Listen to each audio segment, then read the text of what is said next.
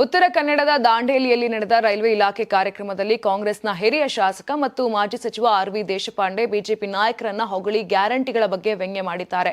ಇದೀಗ ಈ ಹೇಳಿಕೆ ರಾಜ್ಯ ರಾಜಕೀಯದಲ್ಲಿ ಸಂಚಲನ ಸೃಷ್ಟಿಸಿದೆ. ಸ್ವಪಕ್ಷದ ಶಕ್ತಿ ಯೋಜನೆ ಬಗ್ಗೆ ಅವರು ಮಾಡಿರುವ ವ್ಯಂಗ್ಯ ಮತ್ತು ಬಿಜೆಪಿ ಸಚಿವರ ಬಗ್ಗೆ ತೋರಿದ ಪ್ರೀತಿ ಭಾರಿ ಚರ್ಚೆಗೆ ಗ್ರಾಸವಾಗಿದೆ. ಕಾರ್ಯಕ್ರಮದಲ್ಲಿ ಭಾಷಣ ಮಾಡುವ ವೇಳೆ ಕೇಂದ್ರ ರೈಲ್ವೆ ಖಾತೆ ರಾಜ್ಯ ಸಚಿವ ವಿ ಸೋಮಣ್ಣ ಅವರ ಕಾರ್ಯವೈಖರಿಯನ್ನ ದೇಶಪಾಂಡೆ ಮುಕ್ತ ಕಂಠದಿಂದ ಶ್ಲಾಘಿಸಿದ್ದಾರೆ. ಸೋಮಣ್ಣ ಅವರು ಅತ್ಯಂತ ಪ್ರಾಮಾಣಿಕವಾಗಿ ಕೆಲಸ ಮಾಡುತ್ತಿದ್ದಾರೆ. ಅವರ ಶ್ರಮದಿಂದಲೇ ಇಂದು ದಾಂಡೇಲಿ ಟು ಅಳ್ನಾವಾರ ರೈಲು ಸಂಚಾರ ಮತ್ತೆ ಶುರುವಾಗಿದೆ ಎಂದಿದ್ದಾರೆ. ಪಕ್ಷ ಬೇರೆಯಾಗಿದ್ದರೂ ಸತ್ಯ ಹೇಳಲು ನಾನು ಹಿಂಜರಿಯುವುದಿಲ್ಲ ಅಂತ ಹೇಳಿದ್ದಾರೆ. ಇದೇ ವೇಳೆ ತಮ್ಮ ಪಕ್ಷ ತಂದಿರುವ ಗ್ಯಾರಂಟಿಗಳನ್ನ ಟೀಕಿಸಿದ್ದಾರೆ.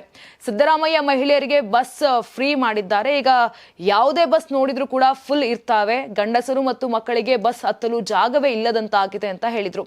ಬಸ್ನಲ್ಲಿ ಅಪ್ಪಿತಪ್ಪಿ ಮಹಿಳೆಯರಿಗೆ ಕೈ ತಗುಲಿದ್ರೆ ಸಾಕು, ಅಲ್ಲಿಗೆ ಹೆಣವೇ ಬಿದ್ದಂತೆ. ಗಂಡಸರು ಆ ಕಡೆ ಈ ಕಡೆ ನೋಡಿಕೊಂಡು ಬಹಳ ಎಚ್ಚರಿಕೆಯಿಂದ ಓಡಾಡಬೇಕಾದ ಪರಿಸ್ಥಿತಿ ಇದೆ ಅಂತ ತಮಾಷೆಯಾಗಿ ಹೇಳಿದ್ರು. ಬಸ್ಸುಗಳ ಮೇಲಿನ ಒತ್ತಡ ಕಡಿಮೆ ಮಾಡಲು ಅಳ್ನಾವರದಿಂದ ಬೆಳಗಾವಿ ಮತ್ತು ಹುಬ್ಬಳ್ಳಿಗೆ ರೈಲು ಸಂಪರ್ಕ ಕಲ್ಪಿಸಬೇಕು. ರೈಲು ಕನೆಕ್ಟಿವಿಟಿ ಹೆಚ್ಚಾದ್ರೆ ಬಸ್ಸುಗಳಲ್ಲಿನ ಈ ರಶ್ ಕಡಿಮೆಯಾಗುತ್ತದೆ ಅಂತ ಸಲಹೆಯನ್ನ ಕೊಟ್ಟರು. ಆರ್.ವಿ. ದೇಶಪಾಂಡೆ ಅವರು ಕಾಂಗ್ರೆಸ್ನ ಅತ್ಯಂತ ಹಿರಿಯ ನಾಯಕರಾಗಿದ್ದರು. ಇತ್ತೀಚಿನ ದಿನಗಳಲ್ಲಿ ಸರ್ಕಾರದ ಕೆಲವು ನಿರ್ಧಾರಗಳ ಬಗ್ಗೆ ಅಸಮಾಧಾನ ವ್ಯಕ್ತಪಡಿಸುತ್ತಿರುವುದು ಕಂಡುಬರುತ್ತಿದೆ. ವಿಶೇಷವಾಗಿ ಗ್ಯಾರಂಟಿ ಯೋಜನೆಗಳಿಂದ ಅಭಿವೃದ್ಧಿ ಕೆಲಸಗಳಿಗೆ ಹಿನ್ನಡೆಯಾಗುತ್ತಿದೆ ಎಂಬ ಆತಂಕವನ್ನ ಅವರು ಈ ಹಿಂದೆಯೂ ಪರೋಕ್ಷವಾಗಿ ವ್ಯಕ್ತಪಡಿಸಿದ್ರು. ಈಗ ನೇರವಾಗಿ ಹಾಸ್ಯದ ರೂಪದಲ್ಲಿ ಶಕ್ತಿ ಯೋಜನೆಯ ಅಡ್ಡ ಪರಿಣಾಮಗಳ ಬಗ್ಗೆ ಮಾತನಾಡಿದ್ದಾರೆ. ಯಾರಾಗ್ತಾರೆ ಎಂಎಲ್ಎ ಅಭ್ಯರ್ಥಿ 2028 ಶೀಘ್ರದಲ್ಲೇ. ಪ್ರತಿದಿನ ಒಂದೊಂದು ಕ್ಷೇತ್ರದ ಟಿಕೆಟ್ ಆಕಾಂಕ್ಷಿಗಳ ಸಂಪೂರ್ಣ ಮಾಹಿತಿ ಪೊಲಿಟಿಕಲ್ ಜರ್ನಲಿಸ್ಟ್ ಕೆಎಂ ಶಿವಕುಮಾರ್ ಅವರಿಂದ.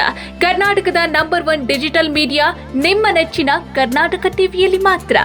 ನೀವು ಸಣ್ಣ ಆಗ್ಬೇಕಲ್ವಾ? ಅದು ಒಂದು ಉತ್ತಮ ಆಹಾರದಿಂದ ಸಣ್ಣ ಆಗ್ಬೇಕಲ್ವಾ? ಪ್ರತಿದಿನ ನಮ್ಮ ಜೀನಿ ಸ್ಲಿಮ್ ನ ಯೂಸ್ ಮಾಡಿ ಯಾವುದೇ ಸೈಡ್ ಎಫೆಕ್ಟ್ ಇಲ್ದಂಗೆ ನೀವು ಸಣ್ಣ ಆಗ್ತೀರಾ.